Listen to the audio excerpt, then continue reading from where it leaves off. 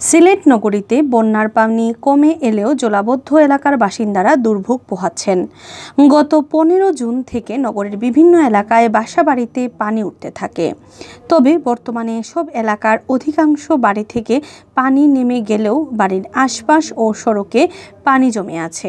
এখন পানিতে জমে থাকা ময়লা আবর্জনা পচে দুর্গন্ধ ছড়াতে শুরু করেছে। শনিবার সকালে সিলেট নগরীর শাহজালাল উপশহর মাসুদিগির পাড়, মির্জাজাঙ্গাল ও তেররতন এলাকা ঘুরে দেখা গেছে পানি নেমে যাওয়া স্থানীয় লোকজন বাড়িঘর ধোয়া মোছার কাজ শুরু করেছেন।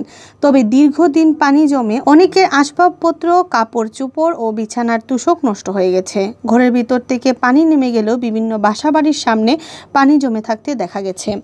এছাড়া মহল্লার সড়কগুলো এখনও পানির নিচে। শাহজালাল উপশহর এলাকার এ ব্লকের খালে পলিথিন, প্লাস্টিকের বস্তা, গাছের পাতা সহ বিভিন্ন ধরনের ময়লা আবর্জনা জমে থাকতে দেখা গেছে।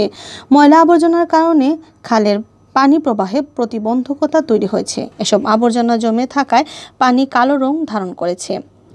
এছাড়া শাহজালাল উপশহরের CDJ ব্লক ও তেররতন এলাকার মহল্লার একই চিত্র দেখা গেছে।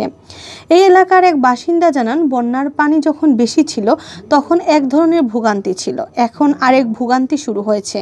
পানির সঙ্গে জমে থাকা ময়লা পচে দুর্গন্ধ ছড়াচ্ছে। ঘর থেকে বের হলে এসব ময়লা পানি মারিয়ে চলাচল করতে হচ্ছে। সিলেট সিটি কর্পোরেশনের পক্ষ থেকে জানানো হয়, দ্বিতীয় দফায় ফের নগরীতে পানিতে প্লাবিত হওয়ায় বিভিন্ন এলাকায় ময়লা আবর্জনা ভেসে এসেছে। তবে পানি কমে আসার পর সেগুলো পরিষ্কার করা হচ্ছে। সিটি কর্পোরেশনের পরিচ্ছন্নতা শাখার কর্মীরা সেগুলো দ্রুত পরিষ্কার করবে।